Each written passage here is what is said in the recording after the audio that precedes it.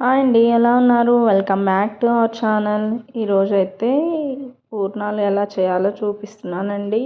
First time నా video చూసేవాళ్ళు please to like and subscribe అండి.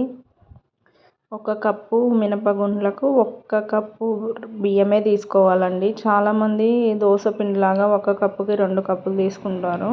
అలా చేస్తే పూర్ణం గట్టిగా వస్తుందండి. ఇలా చేస్తే కొంచెం సాఫ్ట్గా వస్తుంది. 1 కప్పుకి 1 కప్పే మినపగుండ్లు తీసుకోవాలి. నేను 3 కప్పుల బియ్యానికి 3 కప్పుల రైస్ తీసుకున్నాను. పచ్చిపప్పు ఒక 1/2 కిలో తీసుకున్నానండి. మిగిలిన ఏం లేదు, తగలకుండా ఉండాలని చెప్పేసి కొంచెం ఎక్కువే తీసుకున్నాను. కానీ కరెక్ట్గా సెట్ అయిపోయాయి క్వాంటిటీ అంతా. ఇలా ఒక 5-6 అవర్స్ నానబెట్టుకోవాలండి. పచ్చిపప్పు కూడా నానబెట్టుకోండి, తొందరగా ఉడికిద్ది. చూడండి, పిండి ఇట్లా ముద్ద పడేలాగా గ్రైండ్ చేసుకోవాలండి.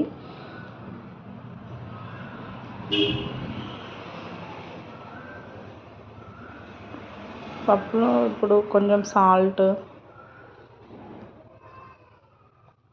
బెల్లం వేస్తే పైన లేయర్ కూడా మనకి తినేటప్పుడు కొంచెం మంచిగా టేస్ట్ కొంచెం డిఫరెంట్గా అనిపిస్తుంది అండి. బాగుంటుంది బెల్లం వేసి చేస్తే.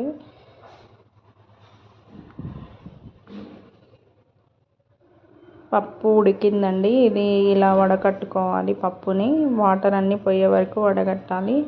వడగట్టాక మళ్ళీ కుక్కర్లో తీసుకొని దాంట్లో మన స్వీట్కి తగ్గట్టుగా బెల్లం వేసుకొని ఉడికించాలండి. పప్పులో బెల్లం వేసి ఉడికిస్తే చాలా టేస్టీగా ఉంటుందండి. అది ఎంత ఉడికితే అంత. అది వాటరు అయ్యి మళ్ళీ కొంచెం గట్టిపడే వరకు ఆ పప్పునైతే ఉడికియాలి. చూడండి, ఇది కొంచెం సాఫ్ట్ ఉంది, ఇంకో కొంచెం ఉడకాలండి.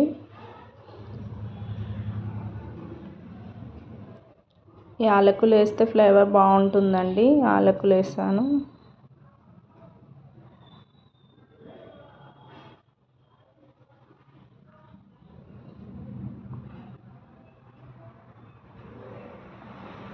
ఇంకా బెల్లం కరుగుతుంది కదా, ఇంకా సాఫ్ట్ అయిపోతుంది. అది చూడండి, బెల్లం అదంతా కరిగి కొంచెం గట్టి పడే వరకు ఉడకనివ్వాలండి. ఇట్లా ముద్దలాగా అవ్వాలి. అది చూడండి, ఇంకా కొంచెం ఉడకాలండి.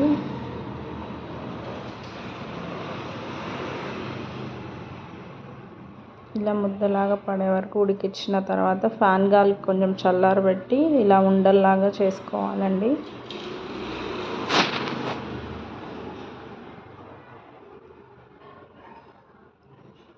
ఆయిల్ హీట్ అయిందో లేదో అని చెప్పేసి కొంచెం పిండి అయితే వేసి చూసానండి. ఆ పిండి కొంచెం పైకి తేలితేనే పూర్ణం మంచిగా వస్తుందండి.